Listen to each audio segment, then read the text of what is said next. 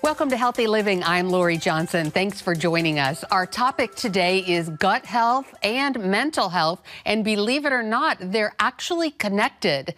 My guest is Dr. Susan Albers, who is a psychologist at the world-renowned Cleveland Clinic, which was recently named the second best hospital in the entire world by Newsweek's World Best Hospitals 2024. Dr. Albers, thank you so much for being with us. It's great to see you. We appreciate your time. Thank you so much for having me. It is a pleasure to talk with you today.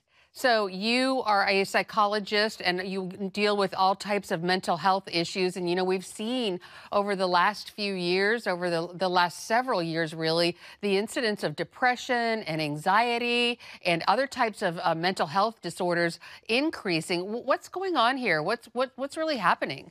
It is concerning. This is my 20th year at the Cleveland Clinic.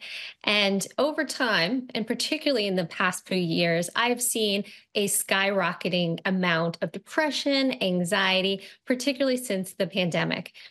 There has been a lot of stress in the world, and it really speaks to me and to a lot of my colleagues about how much we need to prioritize mental health in our world. We really need to make it accessible to reach out for mental health and to teach kids early on how to cope with all the stress we have in the world.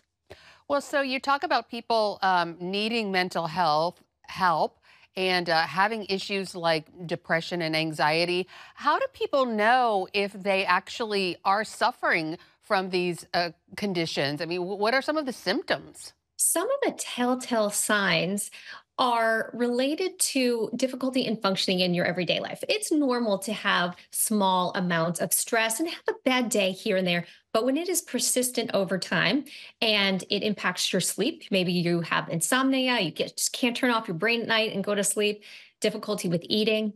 Isolating is a significant factor. Changes in mood, crying, irritability. These are the kind of issues that really suggest that you may need some additional help or mental health. The good news that I have seen over the years is, in which I continue to advocate for, is less stigmatization of mental health issues. That when I first started at the Cleveland Clinic, there was, I noticed a lot more shame and people sneaking in the back door, not wanting to see people in the waiting room. And today, the teens that I work with, the young adults, they are telling their friends, advocating for them to go to mental health. So I'm very encouraged that people are interested, they want help with their issues, and they're starting to recognize it. Often, a significant other will say to you, I've just noticed you haven't been yourself, or you're not motivated or enjoying life like you used to. And so if that is happening to you, these are some big red flags. Let's talk about it, because more people are experiencing these things than often we realize. And when you know other people are going through them, it makes it easier to talk about. And so talk to your doctor, your primary care physician, and they can perhaps refer you to a mental health expert, or you can go directly to a mental health expert. But you know what's so interesting, and this is sort of your specialty, is you say that a person's diet has a direct influence on their mental health. And to some people, they're like, no, this can't possibly be. But there's all kinds of research to back this up, right? Absolutely. And I am a firm believer in what we eat impacts how we feel, and how we feel impacts what we eat. It's really a bi-directional relationship. And we often think about it kind of in a one-way street. We talk a lot about emotional eating. But what I found in my patients, and even in, as you're saying, all of the research, is that what we eat can have such a direct impact on how we feel on a day-to-day basis. There are studies that look at what people have eaten and 3 days later can predict how they are going to feel based on what they have eaten. So it's a really powerful way to change the way that you eat to impact your mental health. So basically, this kind of all boils down to the gut. And this whole idea of gut health is kind of hasn't really been on the scene, but for the last 10 years or so. Right. And so Yeah. the bottom line is, inside our intestines or our gut are all these bacteria that are like living creatures. And these bacteria can somehow or other affect our neurotransmitters and the way we think and feel. Am I right there? Absolutely. And it's complicated. And as you were saying, that the research is brand new and it is exploding every day. Your gut and your brain are interconnected in the gut brain axis. And we often think that our feelings begin in our brain, but they actually have to do a lot with our gut and they impact each other. So, for example, if you're feeling um, anxious, you feel it in your stomach. You might have an upset stomach, or if you're feeling scared, you feel it in your gut. And the other way direction as well. If you have an upset stomach, you can start to feel very anxious about that. So they communicate, your brain and your gut communicate back and forth. There are trillions of bacteria in your gut. And what is happening is that it creates an environment where neurotransmitters are created and flourish. And those neurotransmitters then go up to your brain. We often think it starts in the brain, but they start in the gut and travel up to the brain. 90% of your serotonin actually starts in the gut, not in the brain. And so when the foods that we eat can nourish that bacteria to grow and create that environment where those neurotransmitters can flourish, or it can create what is known as inflammation in the body, and it can interrupt that connection between the gut and the brain. And that's when it can spiral into depression, anxiety, stress related issues. And so we've seen this really exciting um, field. It's called psychobiotics, of using food, and particularly these probiotics, to help nourish our gut, have it be a healthy gut so that we have a better mood. I've never heard that term before. Psychobiotics. I love Yeah. it. So this is like how the probiotics, the good bacteria, can affect psychology and affect your mind. And Mhm. you did mention something about serotonin, and good bacteria affect your serotonin. That's the feel good hormone. Am I right there, or is it That's something else? yes, I know that's the it's feel good. good one. Serotonin is good. And what I love about it too, when we think about antidepressants, that's what impacts the serotonin. So we are really naturally increasing and helping the serotonin to thrive, which is really exciting, particularly because it's and as an aside, it's not cure all. I'm a huge advocate of eating well and also therapy and a multitude of different treatments. But what's exciting about it is that eating in this way doesn't have any side effects. It's very natural. It's low risk. There are only a few groups of people who may have to be a little cautious about probiotics, but it's naturally found in the foods around us. So it's really exciting to know that there is a way that we can really nurture our mental health through the foods we eat. Right. So the probiotics, those are actually bacteria. Those are the good bacteria, and they're actually alive. They're actually living creatures that we eat and put into our intestines. And then we want them to multiply and grow, not die. So the living bacteria, the probiotics, they're in yogurt. We know that because it says on the label probiotics. When you go down the yogurt aisle, there are 1,000 different choices, not just yogurt, but also the cashew yogurt and the almond yogurt, not even cow's milk yogurt. What kind of yogurt should we be eating if we want to improve our gut microbiome? You're absolutely right. You want to look for right on the package. It says live, and I have a few examples here, which I can show you. Live and raw probiotics. It will say right on the package. This is another example. This is kefir. This is like yogurt, but it's a liquid, a little bit more sour in taste. We've got, as another fermented food, sauerkraut. Sauerkraut is a fermented food that contains those probiotics. And another example is kimchi. This is a food that's often maybe new or unfamiliar to many people, but these are all great options for helping to nourish your gut. A good example for the morning is to have a bowl of yogurt, put some berries, and also some chia seeds on top. Another piece of this is also what is known as prebiotics. Prebiotics are the foods that help to actually feed the probiotics, that good Okay. bacteria. So All it's the right. food. This is great stuff. We're going to take a break and be right back to talk more about probiotics and prebiotics, how to get our mood right by eating right. All right, we're going to be right back with Dr. Susan Albers with the Cleveland Clinic. Stay with us. Stay connected with CBN News all day across our platforms. Welcome back to Healthy Living. We're talking with psychologist Susan Albers, Dr. Susan Albers with the Cleveland Clinic, about the gut-brain connection and how eating foods that have lots of probiotics are great for our mood and the way we think. And you were talking about some of the probiotic foods. I noticed you held up some sauerkraut. It was Cleveland brand sauerkraut. That doesn't have anything to do with the Cleveland Clinic, does it? It does That's not. just a No, coincidence. no. Okay.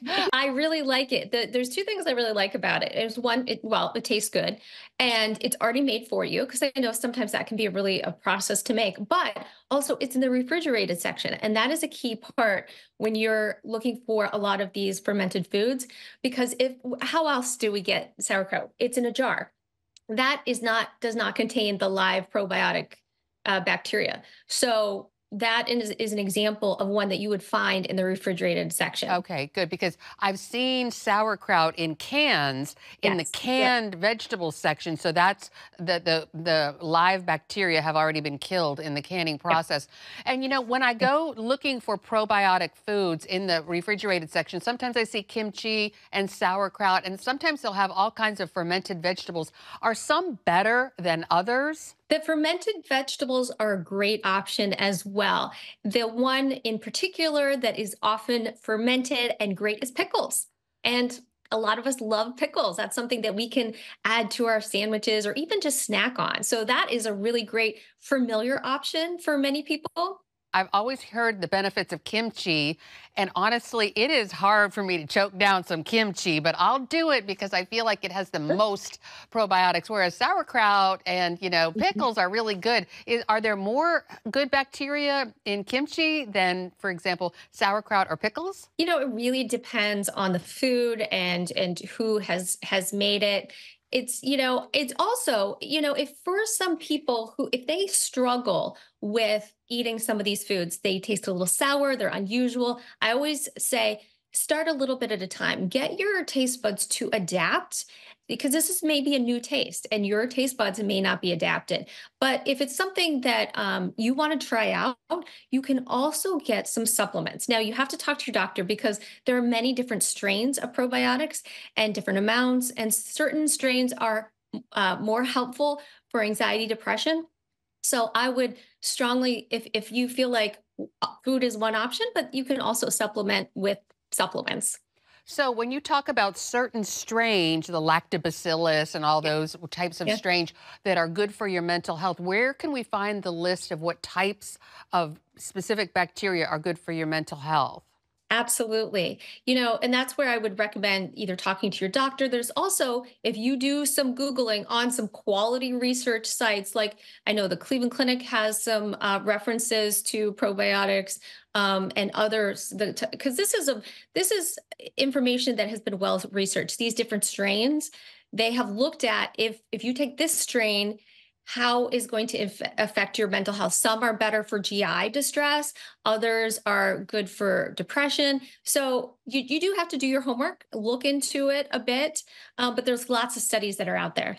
And so we talked about the yogurt, that's good. And then the fermented foods like kimchi, pickles, and sauerkraut. What else? I heard miso. Is that true? At the kind that you get Miso, at yep, the at a yep, Japanese restaurant? What are some other yep. foods And that have the probiotics in them?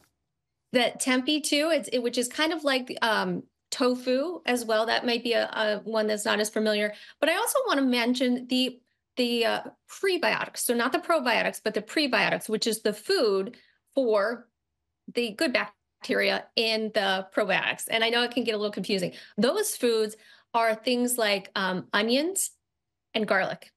So that can be something that, if you want to add onions and garlic to a lot of different things, that is going to help with that gut bacteria. Bananas are also a good option, asparagus. So the chia seeds as well, those are all helpful in this whole process. So the prebiotics are the foods that the probiotics eat. So the Right. probiotics are actually living creatures, and they, like all living creatures, need to eat. So they Hmm. eat things like asparagus and onions and garlic and chia seeds. And I heard some of the other ones were really good, like jicama or dandelion greens are really good prebiotics. Do they have to be raw? And also about the tempeh, can you cook it or does it have to be raw? That one is one that you can do either the cooked or raw. Again, it's in the refrigerated section. You want to look for that Mhm, the live mhm. version of it, and it's one that I think if you're not familiar with, if you just do a little bit of research on it, there's lots of great recipes. I think that is one that you, particularly if you like tofu, that you can introduce into your diet. How much of this stuff do you have to eat? For example, if you eat a half a cup of yogurt every day, is that going to do it? Yeah, I was recently reading a study that participants were given a cup of yogurt twice a day for 4 weeks, and there was a significant difference in how calm they reported they were feeling. Wow. So, I mean, there's lots of different variables, but it is something that if you introduce into your diet every day, definitely talk to your doctor. Only people who need to be cautious are those who may have some kind of immune compromise because you're introducing bacteria, Right. and so that could be an issue, and there may be some other conditions that you may want to be a little bit cautious, because again, it's bacteria. Mhm. Now the opposite is true as well. Those processed foods that we're eating, they contribute Okay. in any way. That was that's kind of the big bummer about this. It's not just adding probiotics, it's taking away all the delicious food. We're going to take a break and come back to that. And we'll be right back with Dr. Susan Albers, psychologist at the Cleveland Clinic, talking about the gut-brain connection. Stay with us. Welcome back, and we're talking with Cleveland Clinic psychologist Dr. Susan Albers about the gut-brain connection. And so we're convinced, yes, we need to eat the probiotics and then the prebiotics to feed the probiotics. But unfortunately, right before the break, you said we have to cut some things out because not only do we want to make the good bacteria flourish, but we need to get rid of the bad bacteria. So how do we do that? Yeah, I'm always an advocate of mindful eating, being mindful of what you eat and how it impacts you, particularly certain foods. A recent study came out about processed foods. Those who ate more ultra processed foods had a higher incidence of anxiety and depression. And we have to be a little careful about that because we can't say causation that this eating those processed foods cause depression, because if you're depressed, sometimes you reach for those ultra Oh, processed foods. You yeah, you don't have the energy. But when we look absolutely. across studies, the rationale behind it is when you're eating those processed foods, it causes that inflammation and interrupts those neurotransmitters going to your brain. And so that is what is thought to be the reason these ultra processed foods could be like a bomb to our mental health at times. And all Comforting. that Yeah. stuff is what we want when we feel down, but Mhm. you're saying that it's like the worst thing for our mental health. Eating well is an investment in yourself, in your mental health. And we're not going to be perfect all the time. We have got to eat some ultra processed foods in our lives just to survive.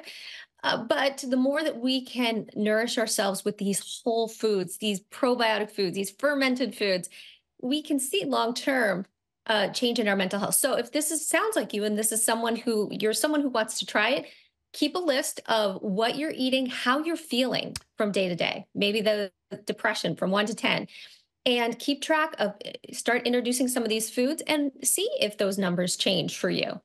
That is a great because if we start experiencing better mental health, that'll help us stay away from these ultra processed foods. What's the definition of an ultra processed food?